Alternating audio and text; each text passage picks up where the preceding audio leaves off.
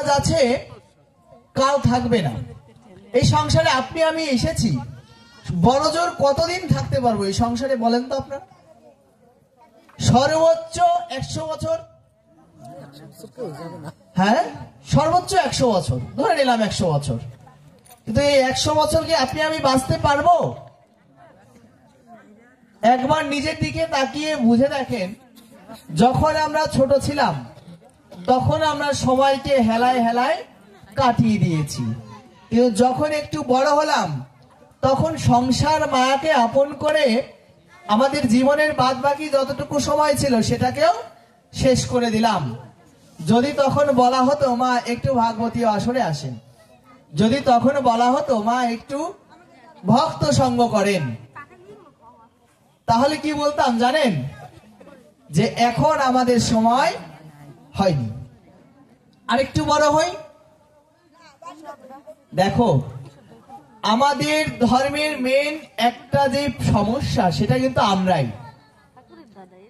আমরা নিজেরাই সমস্যা তৈরি করে ফেলি।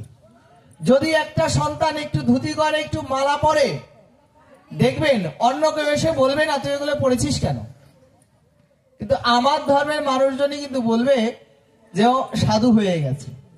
যদি একটু নিরামিষ করে, যদি একটু একাদশী করে, তাহলে বলবে সাধু হয়ে গেছে। তা আমাদের শক্তি নেই তাকে দুপা এগিয়ে দেওয়ার, অথচ আমরা কি করতে চাই?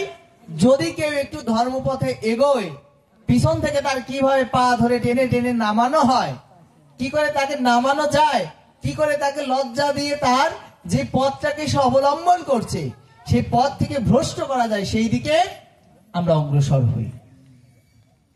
কিন্তু মনে রাখবেন মা, যে একবার ধুতিমালা করে নেয়, যে একবার ভগবানকে ডেকে নেয়, তার সমস্ত কিছু কিন্তু ভগবান নিজে প্রত্যক্ষ করে।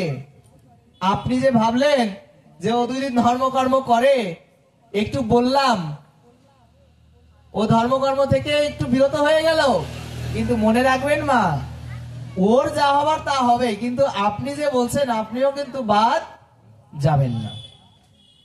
যদি আপনার শক্তি সামর্থ্য থাকে, মানুষকে ধর্মের প্রতি আকৃষ্ট করুন, উদার হয়ে তাকে সাহায্য করুন যদি পারেন। আর যদি নাই বা পারেন, তাহলে কেউ যদি একটু ধর্মকর্ম করে, যদি একটু ধর্মপথকে অবলম্বন করে, তাহলে তাকে কখনো টেনে হেসড়ে নামানোর প্রচেষ্টা করবেন না। কেন বলছে?